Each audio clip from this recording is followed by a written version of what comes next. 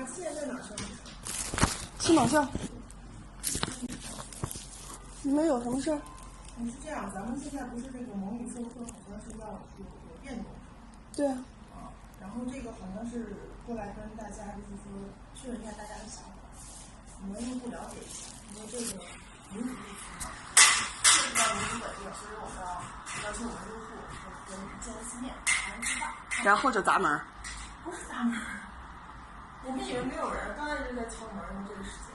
有门铃拨，然后上就给我砸门，吓我一跳。然后呢？你们什么意思？了解一下你对这个事情的看法。看法？